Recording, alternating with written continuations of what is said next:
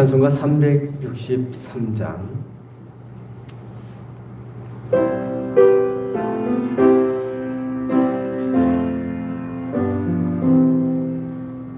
내가 깊은 곳에서 주를 불러 아뢰니 주여 나의 간구를 들어주심하라고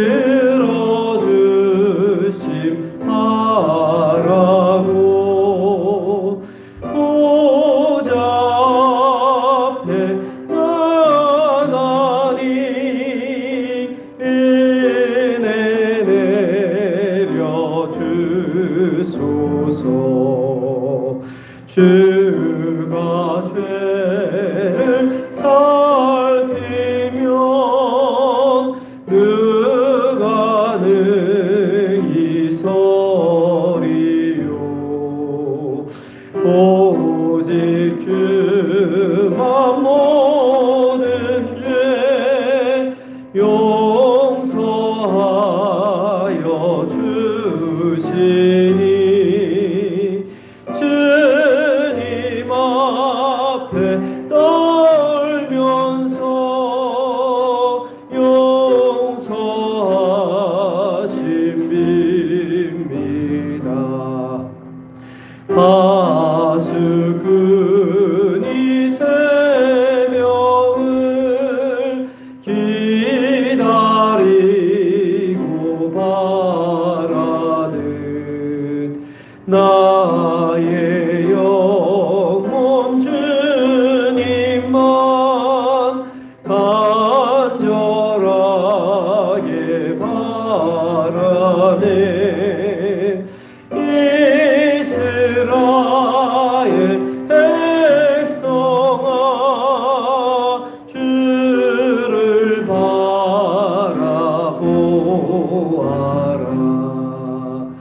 주의 크신 은혜와 그의 능력 바라라.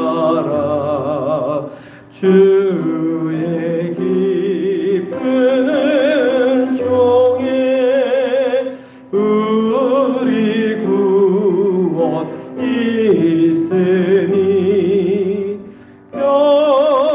변함없는 주님만 믿고 기다릴지라.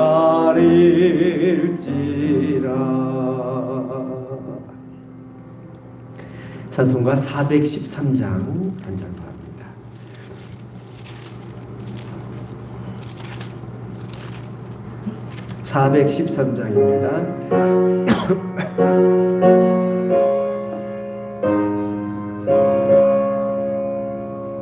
내 평생에 가는 길 순탄하여 늘 잔잔한 강 같든지 큰 풍파로 무섭고 어렵든지 나의 영혼은 늘 변하다. 내 영혼 평안해.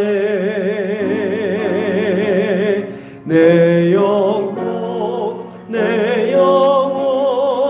평안해.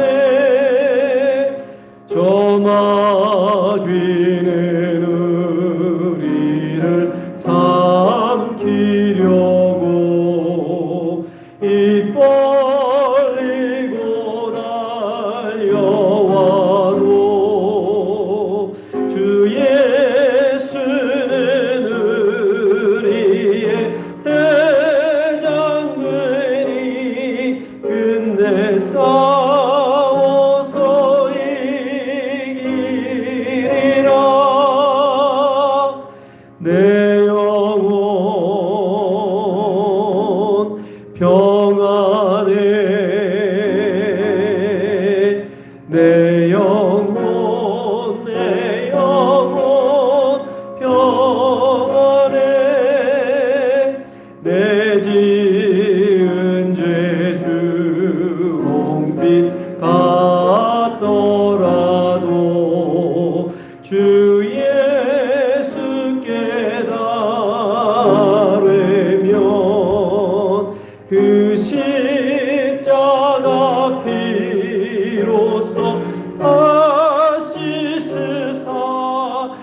있는 보다 더 정하리라.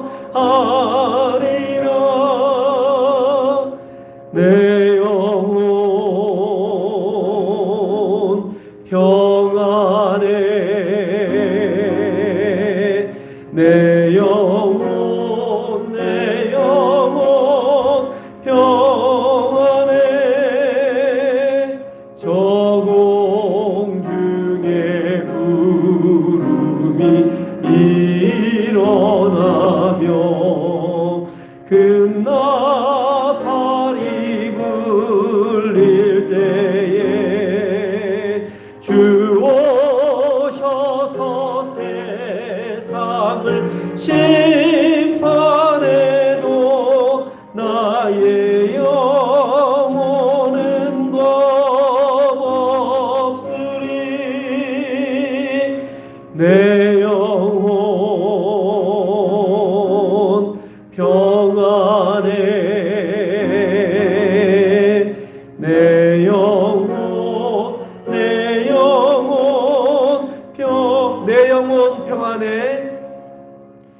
내 영혼 평안해. 내 영혼 평안해. 다 함께 자리에서 일어나셔서 조용한 기도드림으로 주일 예배 하나님께 올려드립니다.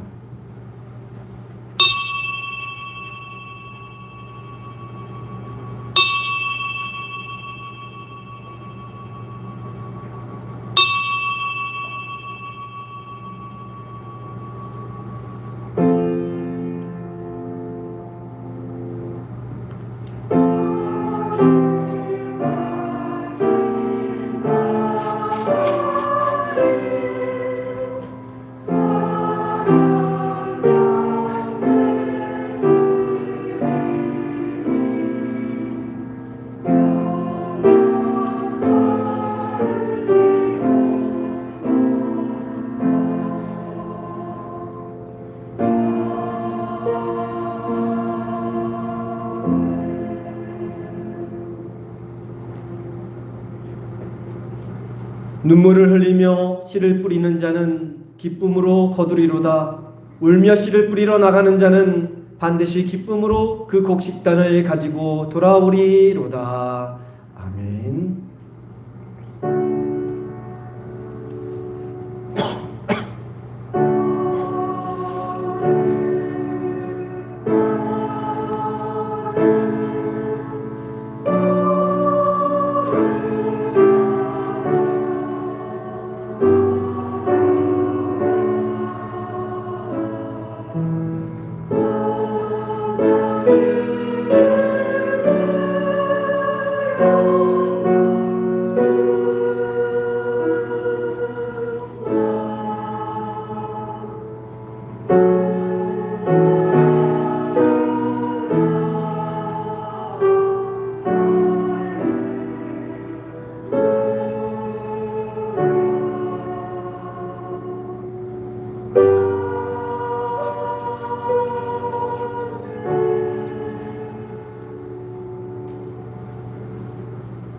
다 함께 경배와 찬양, 예수 우리 왕이여 찬양합니다.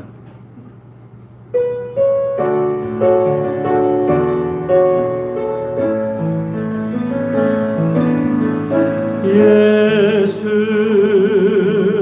우리 왕이여 이곳에 오소서. 보좌로 주여 임하사 찬양을 받아 주소서. 주님을 찬양하오니 주님을 경배하오니 왕이신 예수여 오셔서 좌정하사 다스리소서. 두 손 들고 찬양합니다. 예수 우리 왕이여, 예수 우리 왕이여, 이곳에 오소서. 보좌로 주여 임하사 찬양을 받아 주소서. 주님을 찬양하오니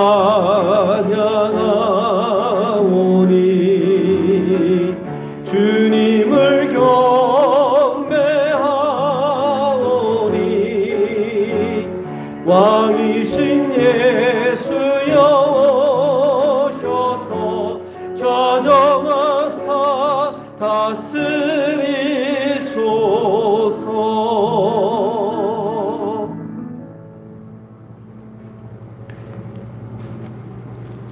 교도문 54번 시편 126편에 있는 말씀 함께 교독해서 봅니다.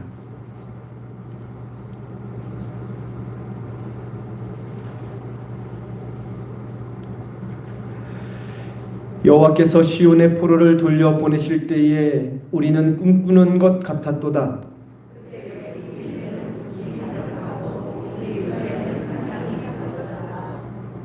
그때에 문나라 가운데에서 말하기를 여호와께서 그들을 위하여 큰 일을 행하셨다 하였도다.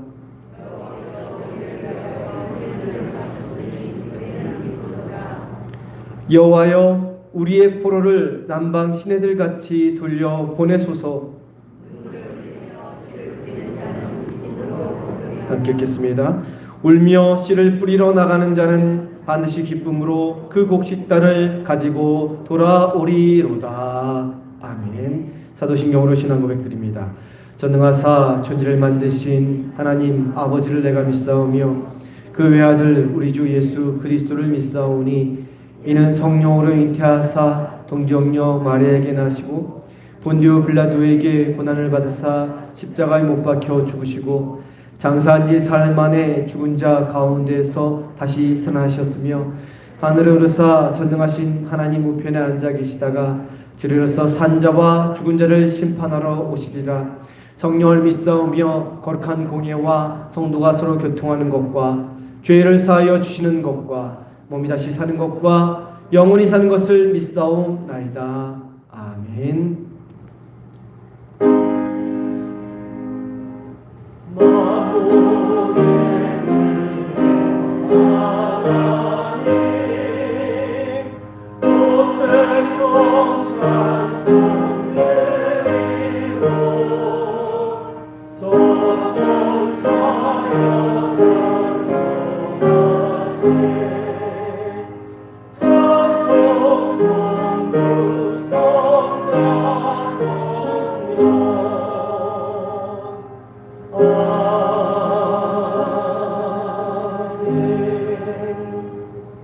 다 자리에 앉아주시기 바랍니다. 김연자 권사님 나오셔서 대표하여 기도해 주시겠습니다.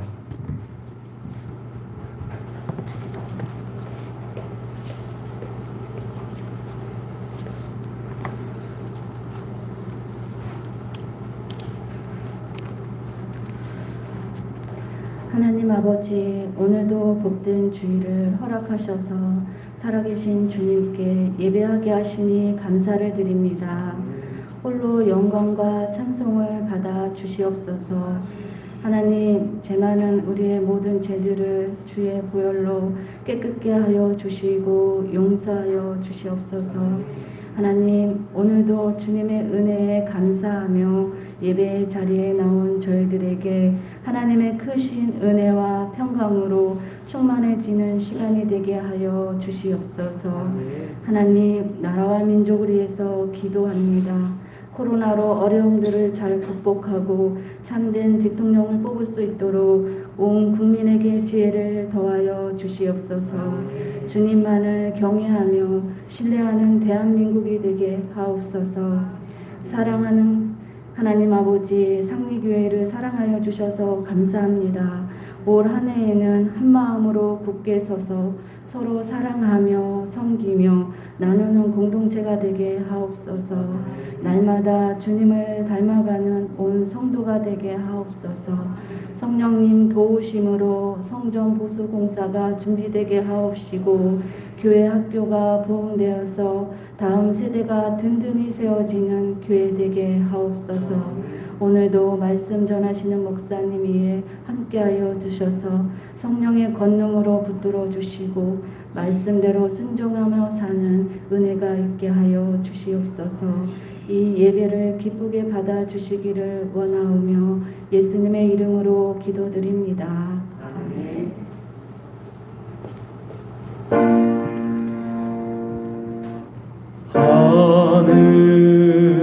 하늘에 계신 아버지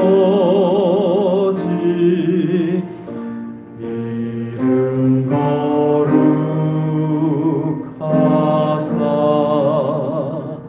주님 나라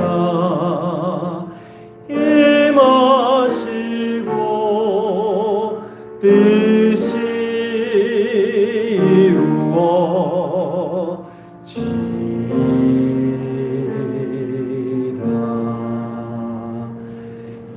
일용할 양식 주시고 우리들의 큰죄 다 용서하옵시고 또 시험에 들게 마시고 악에서 구원하소서. 대개 주의 나라 주의 권세 주의 영광 영원히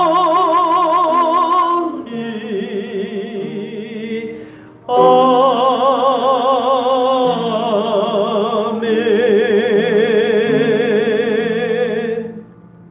시간 준비한 예물 하나님께 봉헌 올리겠습니다.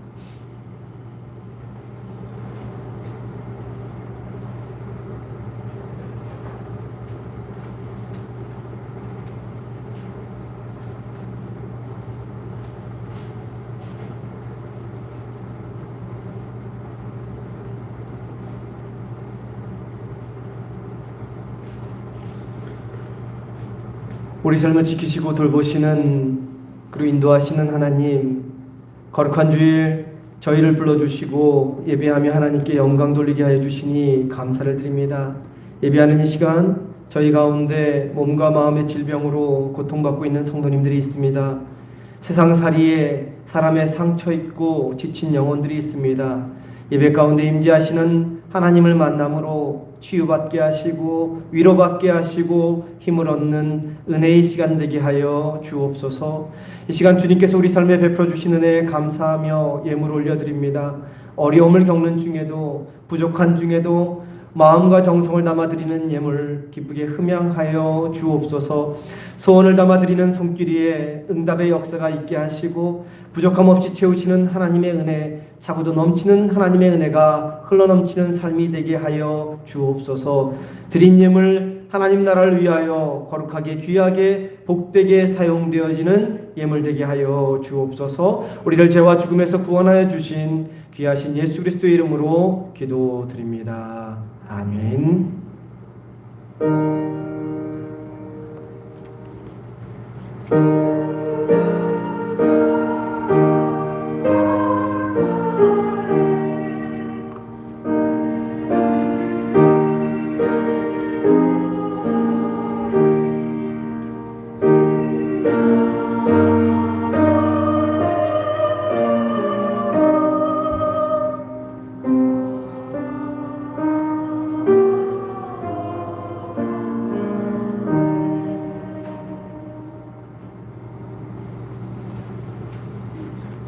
네, 귀한 날 복된 날 주님의 성전에 나오신 성도님들을 환영하고 축복합니다. 옆에 계신 분들과 앞에 계신 분들과 인사합니다. 사랑합니다.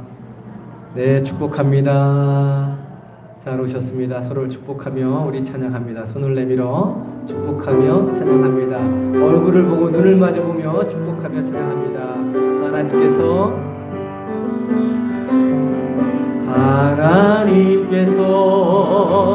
당신을 통해 서로를 보십시오.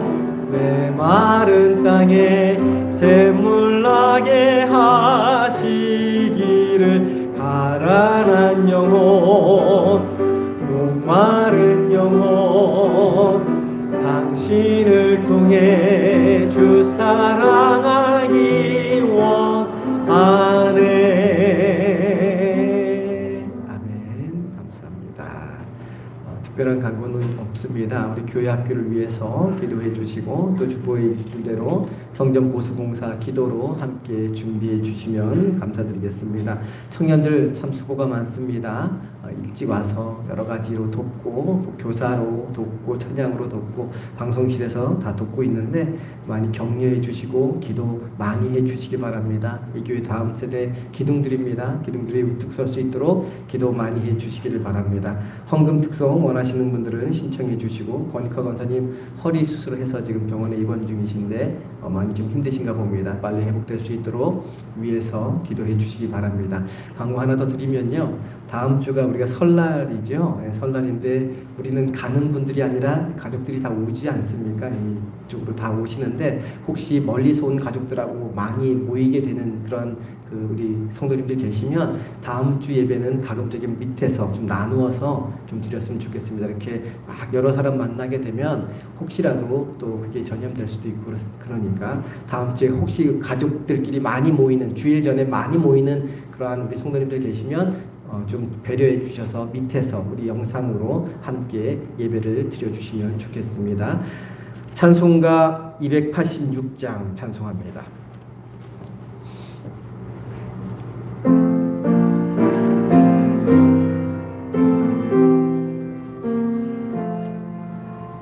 주 예수님 내 맘에 오사 날 붙들어 주시고 내 마음에 새 힘을 주사 늘 기쁘게 하소서. 사랑의 주 사랑의 주 내 마음속에 찾아오사 내 모든 죄 사하시고 내 상한 맘 고치소서. 주 예수님 내 맘에 오사 내 소원 다시고 내 무거운 짐 맡아주사 참 평안을 주소서. 사랑의 주 사랑의 주 내 마음속에 찾아오사 내 모든 죄 사하시고 내 상한 맘 고치소서. 주 예수님 내 맘에 오사 날 정결케 하시고 그 은혜를 내 맘에 채워 늘 충만케 하소서. 사랑의 주 사랑의 주 내 마음속에 찾아오사 내 모든 죄 사하시고 내 상한 맘 고치소서. 주 예수님 내 맘에 오사 내 길 인도하시고 주 성령을 내 맘에 채워 오늘 충만케 하소서. 사랑의 주 사랑의 주 내 마음속에 찾아오사 내 모든 죄 사하시고 내 상한 맘 고치소서. 아멘.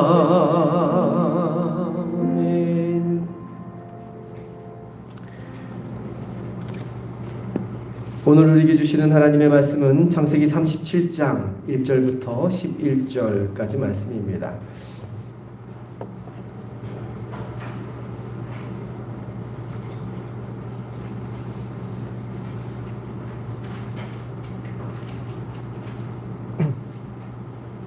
창세기 37장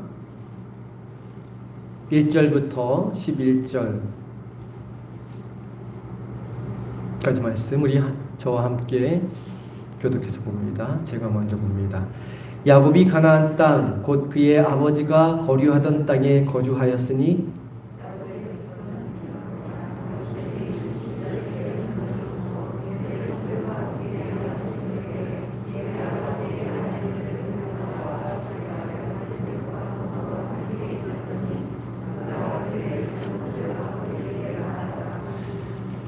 요셉은 노년에 얻은 아들이므로 이스라엘이 여러 아들들보다 그를 더 사랑함으로 그를 위하여 채색 옷을 지었더니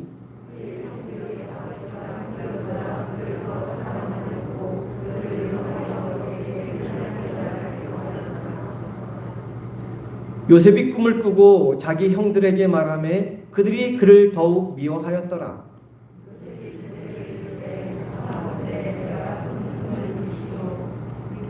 우리가 밭에서 곡식단을 묶더니 내 단은 일어서고 당신들의 단은 내 단을 둘러서서 절하도이다.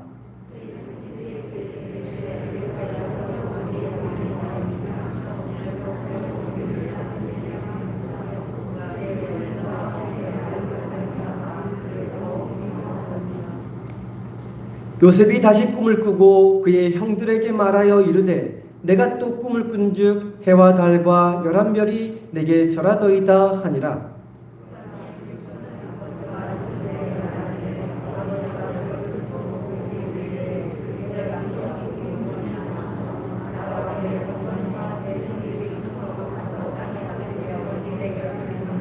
함께 읽겠습니다. 그의 형들은 시기하되 그의 아버지는 그 말을 간직해 두었더라. 아멘. 성가대의 찬양이 있겠습니다.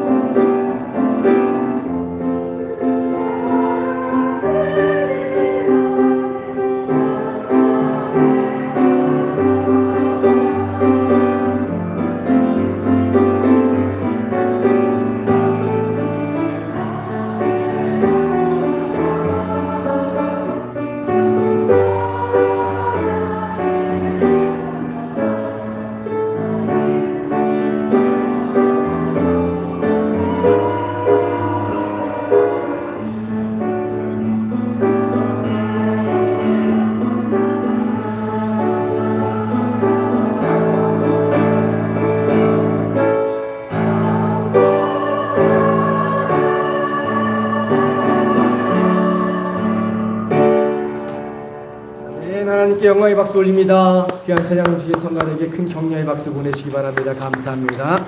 기도합니다.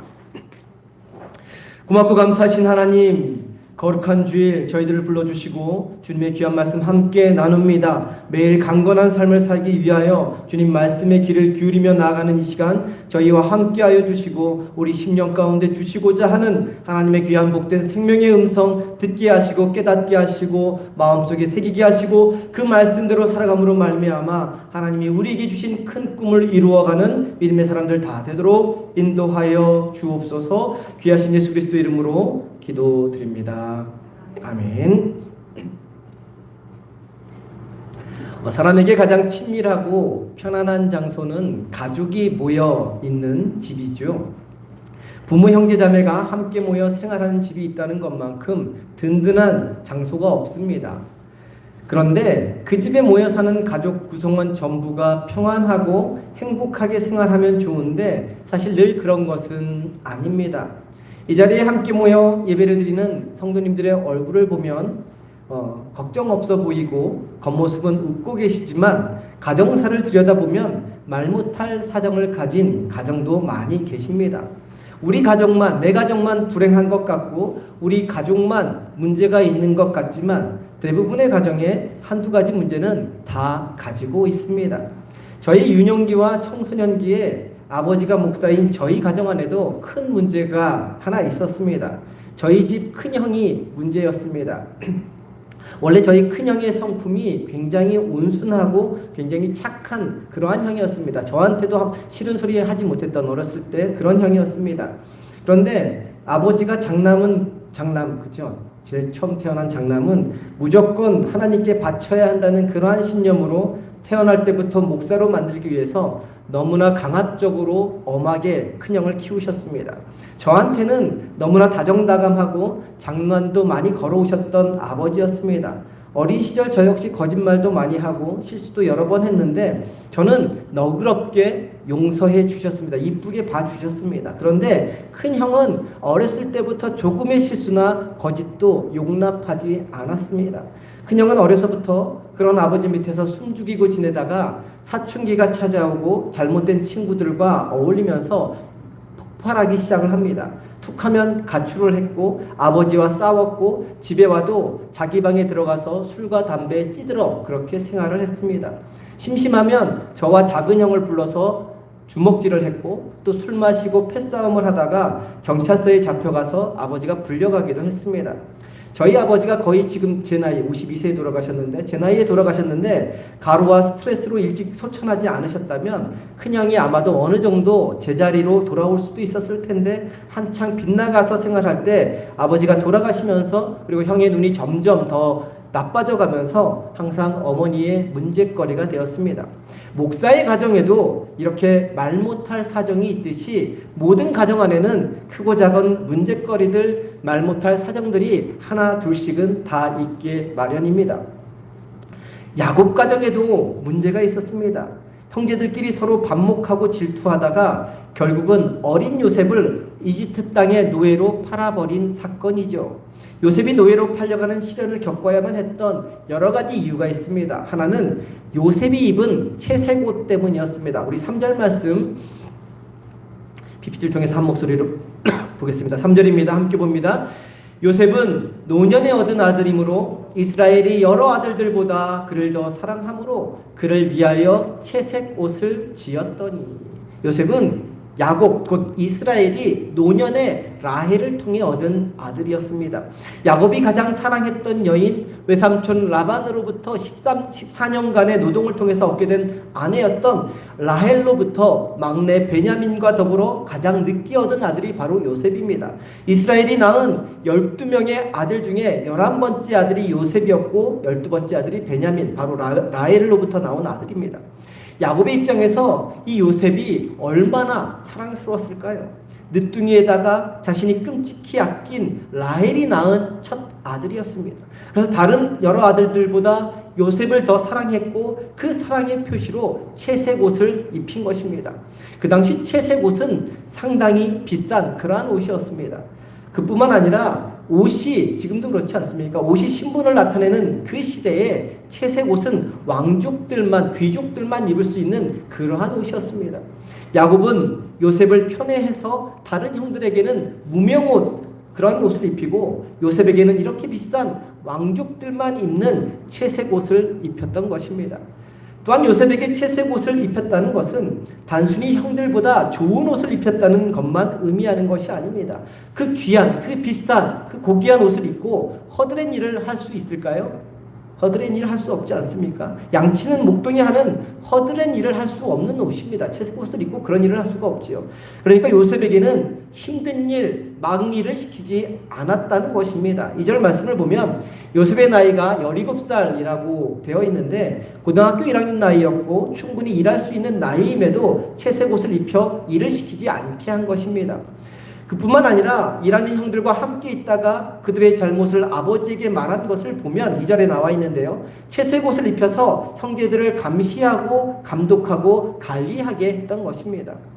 채색 옷을 입었던 요셉은 앞으로 노예의 옷을 입게 됩니다. 그리고 보디발 그 안에 들어가서 집사의 옷을 또 갈아입고요. 또 감옥에 갇혀서 죄수의 옷을 입고 또 나중에 총리의 옷을 바꾸어 입어가며 파란만장한 삶을 살아가게 될 것입니다. 요셉 이야기에서 옷은 중요한 의미를 담고 있는데 나중에 하나하나 차례로 살펴보고자 합니다. 함께 읽은 3절 말씀을 통해서 알 수 있듯이 요셉만 채색 옷을 입힌 야곱의 편애가 형제들 간의 갈등을 일으키는 원인을 제공한 것입니다. 4절 말씀 함께 볼까요? 4절입니다. 함께 봅니다. 그의 형들이 아버지가 형들보다 그를 더 사랑함을 보고 그를 미워하여 그에게 편안하게 말할 수 없었더라. 요셉에게 이렇게 되어 있다는 것이죠.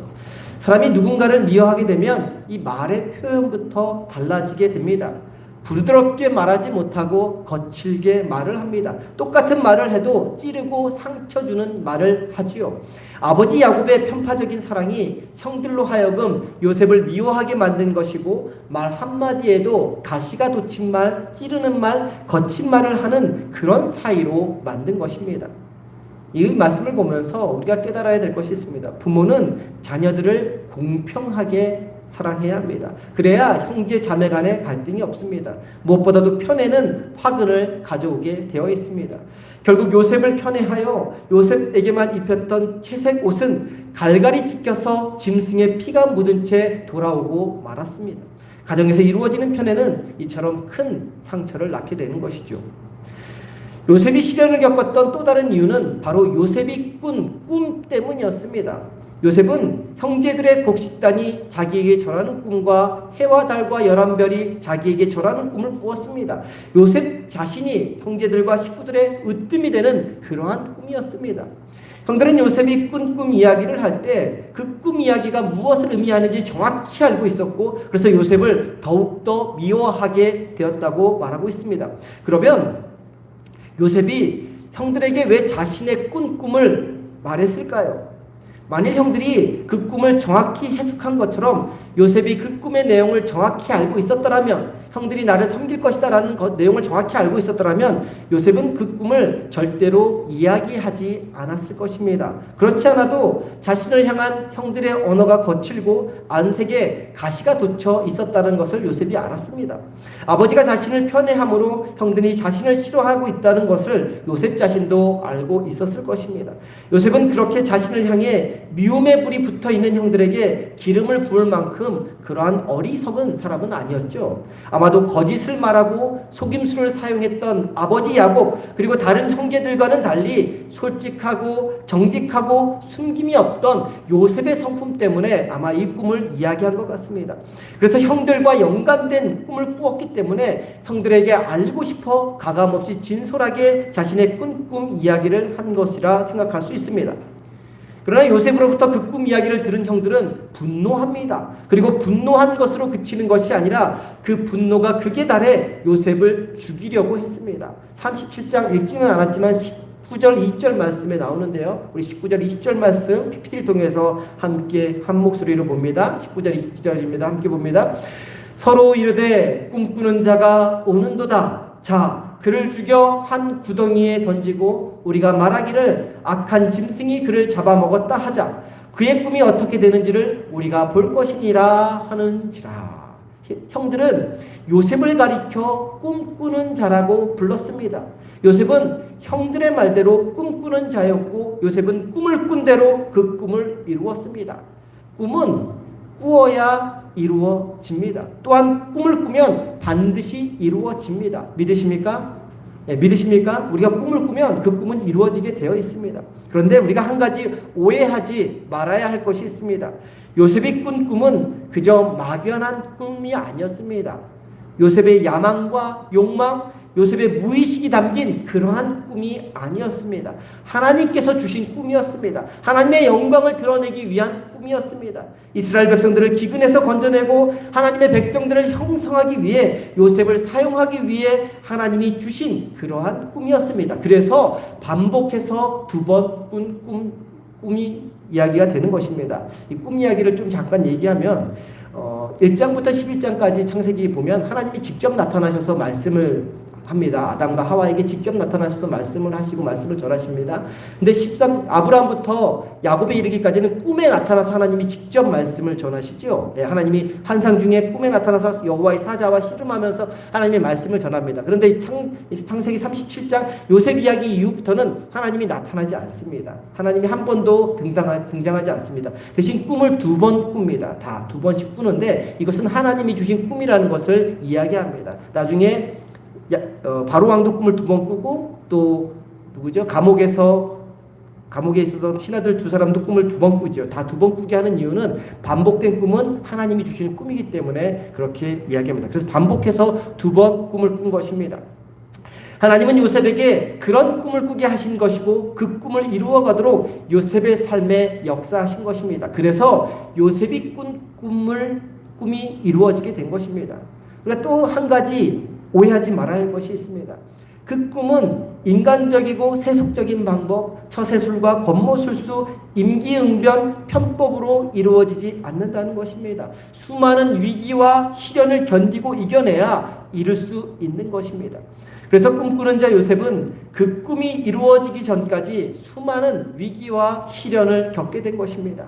형들에 의해서 죽임을 당하는 위기, 노예로 팔려가는 위기, 보디발의 아내로부터 모함을 당하는 위기, 감옥에 갇히는 위기, 침묵하고 견뎌내야 하는 위기 등 수많은 위기와 시련을 만난 것입니다. 그러면 꿈꾸는 자가 그 꿈을 이루기 위해서 왜 시련을 겪는 것일까요? 그냥 꿈이 이루어지면 좋겠는데 왜 시련의 과정을 통과해야 꿈이 이루어지는 걸까요? 첫째는 남들이 가지 않는 길을 가기 때문입니다. 익숙한 방식대로 살면 아무도 건드리지 않습니다. 정해진 길로만 가면 되고 남들 하는 대로 살기만 하면 됩니다. 그러나 꿈꾸는 자는 새 길을 만드는 모험을 해야 합니다. 꿈꾸는 자가 그 꿈을 이루러 가는 길에는 반드시 가시덤불이 우거져 있고 절벽과 강이 가로막고 있습니다.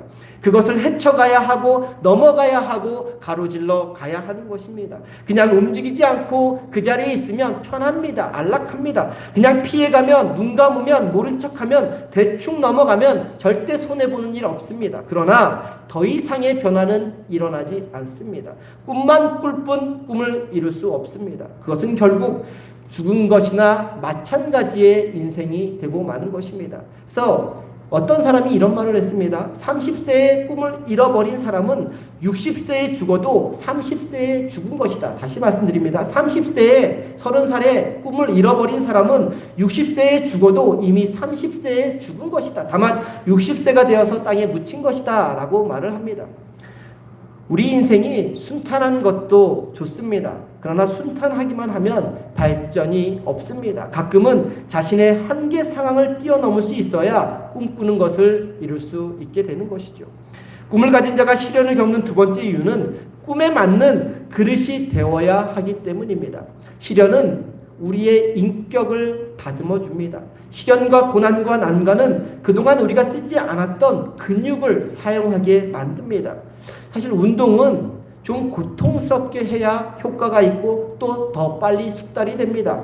건성건성 늘 하던 대로 하면 아무리 운동 시간이 많아도 그대로입니다. 그러나 안 쓰던 근육을 자주 움직이고 조금은 무리해서 운동을 하다 보면 연약한 신체 부분에 알이 배기지 않습니까? 알이 쪽쪽씩 배기지 않습니까? 또 온몸이 뻐근하도록 운동을 자주 하다 보면 나도 모르는 사이에 균형 잡힌 몸을 이루게 되고 몸 여기저기에 붙어있는 군살이 떨어져 나가게 됩니다. 나중에는 어지간한 신체 운동에도 끄떡없는 체력, 근력, 근육을 가지게 됩니다. 꿈꾸는 자에게 시련과 고난과 난관은 우리 몸의 근육과 같은 것입니다. 사람들은 시련을 싫어하지만 그 시련이 크면 클수록 견딜 수 있는 힘이 증가되고 결국에는 가슴속에 품은 꿈을 더 빨리 이룰 수 있게 되는 것입니다.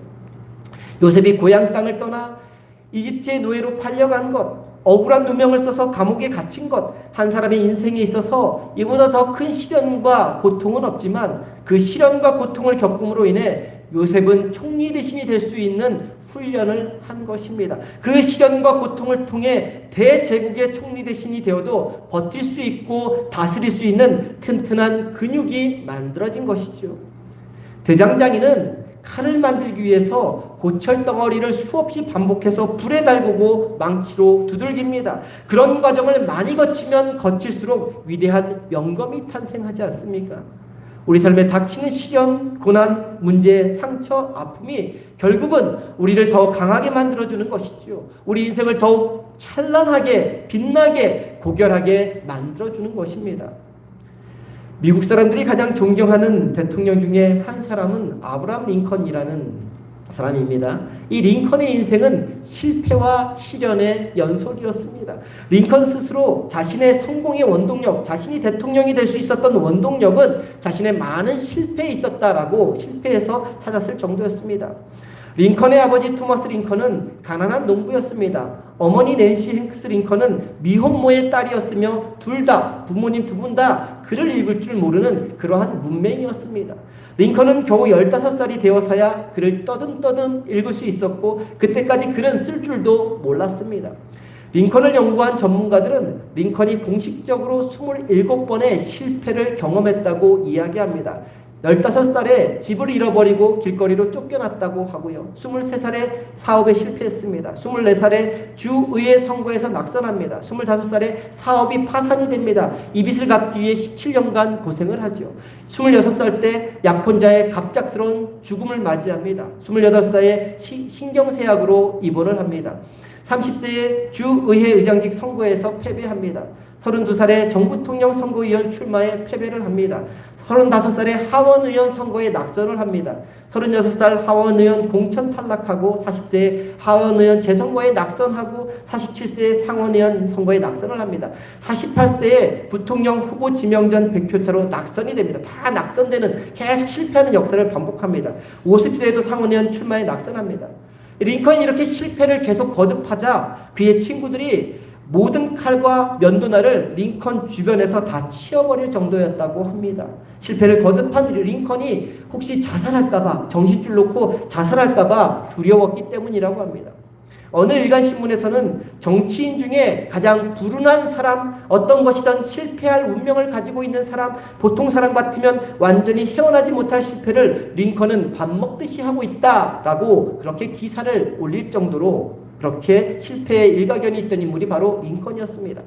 그러나 링컨은 끝없이 실패했지만 그 실패로 인해 절망의 감옥에 갇히지 않았습니다. 실패를 하면 넘어진 것이 아니라 단지 미끄러졌을 뿐이야 하면서 음식점으로 달려가서 배가 부를 정도로 음식을 많이 먹었다고 합니다. 식사를 한 다음에는 이발소로 가서 머리를 곱게 다듬고 기름도 듬뿍 바르고는 다시 새롭게 시작을 했다고 합니다. 마침내 링컨은 52세 되던 해에 16대 미국 대통령에 당선되었고 이듬해 또 한 번 대통령에 재선되었습니다. 하나님의 말씀을 사랑하고 그 말씀대로 살려고 했던 링컨이 대통령의 자리에 오를 수 있었던 것은, 그리고 노예 해방이라는 위대한 미국의 업적을 이룰 수 있었던 것은 시련에도 좌절하지 않고 꿈을 향해 달려갔기 때문입니다. 링컨이 수많은 주변 사람들의 무시에도 불구하고 위대한 대통령이 되고 명연설을 남길 수 있었던 것도 그 많은 실패의 과정을 통해서 자신의 인격과 성품을 다듬고 하나님 앞에서 영적인 근육을 다졌기 때문인 것입니다. 시련, 실패, 고난, 어려움이 어떤 사람에게는 세상에 대한 증오와 원망과 불평을 가져오는 이유가 될 수 있습니다. 그러나 또 어떤 사람에게는 특별히 무엇보다도 하나님이 주신 꿈을 가진 사람에게는 그 시련, 실패, 고난, 어려움이 오히려 그 사람을 더욱 단련하고 강하게 만드는 재료, 큰 그릇, 거목이 되게 하는 재료가 될 수 있는 것입니다. 저와 성도님뿐만 아니라 우리의 자녀들 모두 하나님이 주시는 꿈으로 사는 인생이 되기를 간절히 소망합니다. 그리고 그 꿈을 이루어가는 동안 우리에게 다가오는 시련, 실패, 고난, 어려움 앞에 원망, 체념, 증오하는 것이 아니라 오히려 더욱 주님을 의지하고 주님의 뜻을 구하고 주님 안에서 영적인 근육을 단단하게 만드는 도구, 하나님의 꿈을 이루어 드리는 도구로 사용하는 저와 성도님 되기를 간절히 소망합니다. 그래서 지금 우리가 초라해 보일 수 있습니다. 비참해 보일 수 있고요. 답답해 보일 수 있고 앞이 하나도 보이지 않을 수 있지만 결국은 그 상황, 그 일들로 인해 지금보다 더 큰 그릇, 더 큰 거목이 되는 저와 성도님들 그리고 우리의 자녀들이 다 될 수 있기를 간절히 소망합니다. 그런데 요셉의 삶을 보면 그가 꿈을 이룰 수 있는 자질을 가지고 있는 사람이라는 것을 알 수 있습니다. 먼저 요셉은 정직하고 앞서 살펴봤지만 정직하고 강직한 사람이었습니다. 우리 2절 말씀 다시 한번 한 목소리로 봅니다. 2절입니다. 함께 봅니다. 야곱의 족보는 이러하니라. 요셉이 17세의 소년으로서 그의 형들과 함께 양을 칠 때에 그의 아버지의 아내들 비라와 실바의 아들들과 더불어 함께 있었더니 그가 그들의 잘못을 아버지에게 말하더라. 형들과 함께 있다가 형들의 잘못을 이렇게 잘못할 수 있지 않습니까? 일을 하는데 이렇게 게으를 피우든가 하여간 잘못을 할 수 있는데 형들의 잘못을 아버지에게 말하는 모습을 통해 요셉을 고자질장이라고 이렇게 한편으로는 그렇게 볼 수 있습니다. 그러나 요셉을 단순히 고자질장이라고만 볼 수가 없습니다. 사람들이 언제 고자질합니까? 왜 고자질을 하죠? 누군가 좀 미울 때, 누군가 조금 싫을 때, 누군가 곤란하게 만들고 싶을 때 고자질을 하지 않습니까? 그렇죠. 고자질은 그럴 때 합니다. 형들은 요셉을 미워했어도 요셉은 형들을 미워하지 않았습니다. 미워했다면 바보처럼 형들에게 꿈 이야기도 하지 않았을 것이고 형들이 잘 지내고 있는지 걱정이 되어 굳이 형들을 찾으러 먼 길을 떠나지도 않았을 것입니다. 요셉이 형들의 잘못을 아버지에게 말한 것은 요셉이 형들을 미워해서 고자질한 것이 아니라 요셉 자신이 정직하고 강직한 성품을 지니고 있었기 때문에 잘못된 것과 타협하지 않은 것입니다. 형들이 미워할 줄 알면서도 눈 감고 넘어가면 자신도 편할 줄 알면서도 아닌 것은 아닌 것이기 때문에 잘못된 것은 잘못된 것이기 때문에 아버지에게 알려서 바로잡고자 했던 것입니다. 오히려 형들을 위해서 그렇게 한 것입니다. 이런 정직하고 강직한 성품은 나중에 애굽에서 시위대장 보디발의 아내가 유혹해 들어올 때 그것을 뿌리칠 수 있는 바탕이 된 것입니다. 정직하지 않았다면, 강직하지 않았다면 힘과 권력을 지닌 그 보디발의 아내의 유혹에 그냥 눈 찔끔 감고 그냥 비위를 맞추어 주었을 것입니다. 그러면 평탄하게 행복하게 그 보디발의 그 집 안에서 누리는 삶이 보장되었을 것입니다. 꿈을 가지고 있지만 그 사람이 도덕적으로 탁월하지 않으면, 하나님과 사람 앞에서 정직하지 않으면 쉽사리 그 꿈은 무너지고 맙니다. 우리는 주변에서 도덕적인 문제로 거짓과 속임수로 그 꿈이 좌절된 많은 사람들을 보게 됩니다. 꿈을 이루기 위해서는 무엇보다도 도덕적으로 강직해야 합니다. 하나님과 사람 앞에서 정직해야 합니다. TV에 보면 잘 나가던 연예인들이 거짓의 문제로 한순간에 나락으로 떨어지는 것을 보게 됩니다. 트로트 가수 홍진영 씨는 혹시 다 알고 계시죠? TV를 안 봐도 홍진영 가수는 다 알 것입니다. 또 역사 해설가인 설민석이라는 분도 계시는데 이분들 논문 표절 때문에 바닥으로 떨어져서 TV에 지금 나오지 못하고 있습니다. 거짓의 문제죠. 거짓으로 속여서 논문을 표절했음에도 불구하고 자기가 썼다고 속여서 그렇게 대중에게 알려지니까 대중들이 쳐다도 보지 않지 않습니까? 아내의 맛에 나온 함소원 씨라는 분 아십니까? 그분도 계속 거짓말을 했기 때문에 이제 TV에서 자취를 감췄습니다. 요즘에는 젊은 친구들 알지 모르지만 송지아라는 그 청년이 있는데 짝퉁 논란, 명품인 척 이렇게 가정하면서 지금 TV 매스컴에서 문제가 되고 있습니다. 사라져가고 있습니다. 연예계에서도 거짓은 통하지 않습니다. 하물며 하나님 나라에서 거짓이 통할 리가 있겠습니까? 그럴 수 없습니다. 사랑하는 성도님, 어떤 다른 꿈이 아니다. 적어도 천국에 가고자 하는 꿈을 꾸며 살고 계신다면 첫째도 정직, 둘째도 정직, 셋째도 정직해야 합니다. 하나님 앞에서는 핑계, 변명, 눈가름이 통하지 않습니다. 그 상황에서는 거짓말할 수밖에 없었다라는 말도 통하지 않습니다. 진실하고 정직한 것만 하나님 앞에서 통합니다. 그 사실을 기억하며 언제나 어디서나 정직한 삶을 살아가는 저와 성도님 되기를 소망합니다. 요셉은 또한 성실한 사람이었습니다. 요셉의 성품은 함께 읽지는 않았지만 37장 13절에서부터 17절 말씀 사이에 잘 나타나 있습니다. 아버지 야곱이 요셉에게 세겜에서 양을 치고 있는 형들을 찾아보라는 명령을 내립니다. 그들의 형편을 살펴보고 오라는 그러한 명령이었죠. 만약 형들이 싫었으면 안 갔을 것입니다. 거짓말했을 것이고 가다가 멈췄을 것입니다. 지금 야곱이 있는 헤브론에서 이 세겜까지의 거리는 대략 80km 정도 떨어져 있습니다. 서울 정도까지 거리겠죠. 자동차가 없던 시대에는 결코 짧은 거리가 아니었습니다. 요셉은 아버지 말씀에 순종해서 갑니다. 근데 80km 걸어간 세겜 땅에 형들은 없었습니다. 이제는 그냥 돌아가서 형들이 없다고 말해도, 그따위 갔더니 형들이 없어요 라고 말해도 상관이 없었습니다. 그러나 요셉은 포기하지 않습니다. 그래서 15절 말씀을 보면 그가 곧 요셉이 들에서 방황하고 있었다라고 말씀하고 있습니다. 요셉이 형들을 찾아서 헤매고 있었던 것입니다. 어떤 사람이 도단에 있다고 하니까 요셉이 도단까지 또 길을 갑니다. 이 세겜 지역에서 이 도단까지는 또 20km 정도 떨어져 있습니다. 얼마나 힘들었겠습니까? 지쳐 있겠습니까? 집으로 돌아가고 싶었을 텐데, 돌아가서 거기에 형들이 없었다고 해도 크게 상관없었을 텐데 끝까지 포기하지 않고 형들을 찾으러 간 것입니다. 이것을 통해 알 수 있는 것이 있습니다. 바로 요셉의 성실성입니다. 요셉은 언제나 어디서나 성실했습니다. 노예로 팔려가서도 성실했고 감옥에 갇혀 있어도 성실했습니다. 신세 한탄하거나 팔자 타령하거나 주저앉지 않고 어떤 일이든 맡겨진 일, 주어진 일에 대해 성실하게 생활했습니다. 꿈을 이루는 사람들이 가져야 할 가장 중요한 자질이 바로 이 성실성입니다. 자기 자신에게 주어진 일에 최선을 다하는 것입니다. 내가 원하는 일이든 내가 원하지 않는 일이든 상관없이 불평, 불만, 원망 없이 자신의 있는 자리, 바로 지금 여기에서 자신이 할 수 있는 최선을 다해 성실히 살아가는 것입니다. 하나님이 우리에게 주신 꿈은 절대로 우연히 그냥 이루어지는 것이 아닙니다. 그 꿈은 매 순간 성실히 살아가는 사람들에게 이루어지는 것입니다. 에디슨이 이런 말을 했습니다. 천재는 99%의 노력과 1%의 영감으로 이루어진다라는 이야기를 합니다. 에디슨의 말에서 중요한 것은 1%의 영감입니다. 이 영감이 없으면 99%의 노력은 헛수고입니다. 반짝하는 1%의 아이디어가 해결의 실마리를 제공하지요. 신앙인들은 이것을 하나님의 지혜, 하나님의 영감, 영적인 능력이라고 합니다.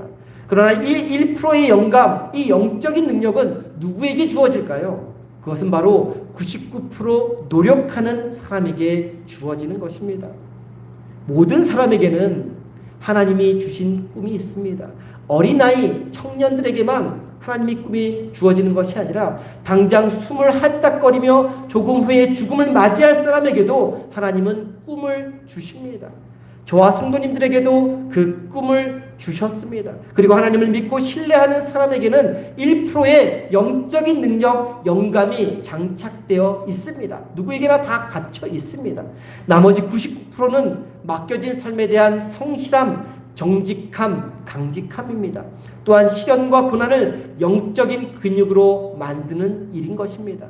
요셉처럼 시험과 고난을 연단과 훈련의 도구, 영적인 근육을 만드는 도구로 만드는 저와 성도님 되기를 소망합니다. 어떤 상황, 어떤 환경 속에서도 정직하게, 강직하게, 성실하게 맡겨진 일, 주어진 일, 해야 할 일을 함으로 하나님이 주신 꿈을 이루어드리는 저와 성도님 되기를 간절히 소망합니다. 그 꿈을 이루어드림으로 요셉처럼 하나님 나라에 반짝반짝 빛나는 정말 영적인 스타들이 다 될 수 있기를 주님의 이름으로 간절히 축원합니다.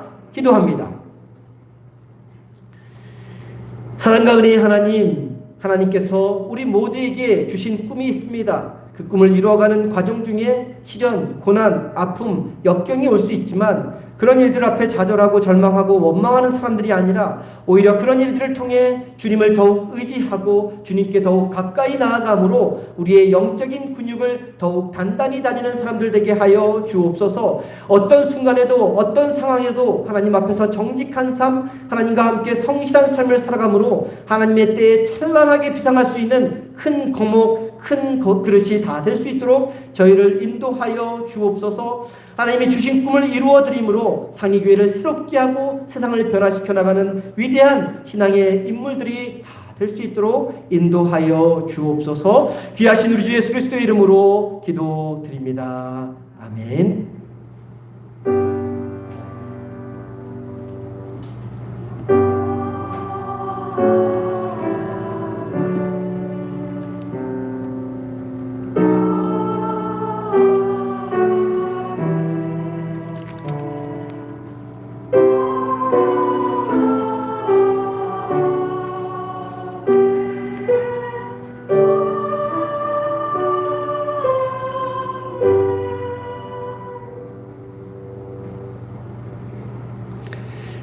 다 함께 자리에서 일어나셔서 찬송가 490장 찬송합니다.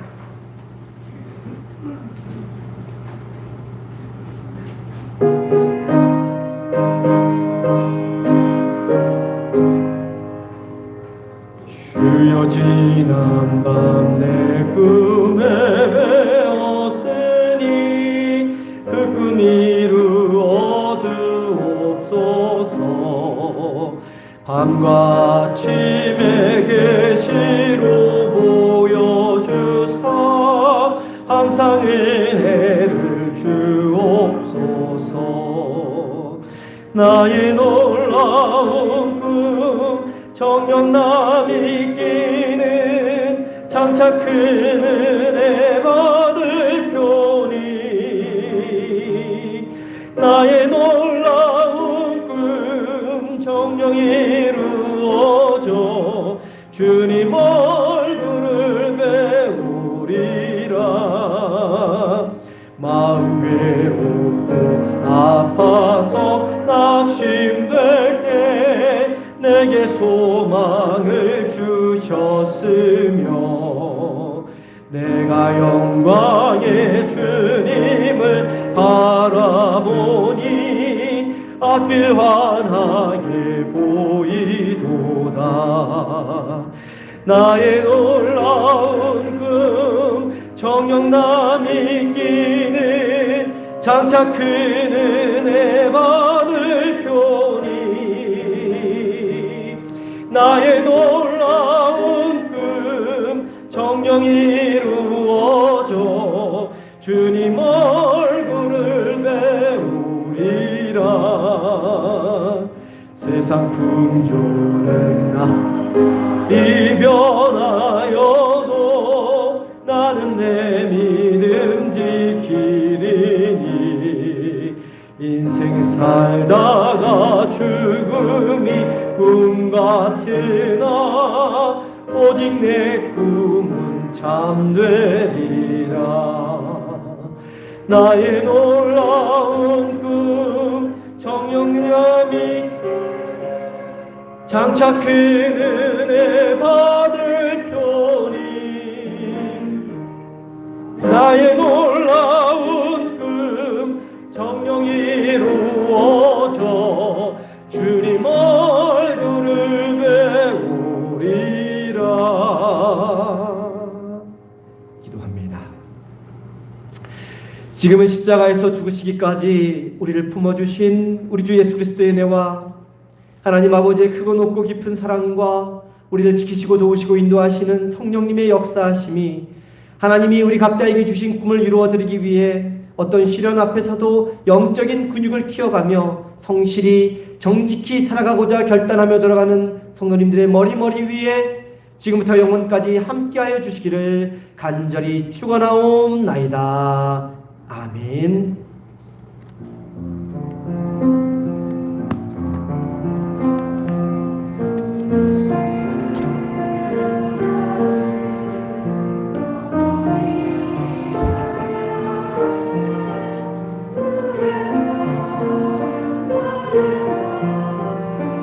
주님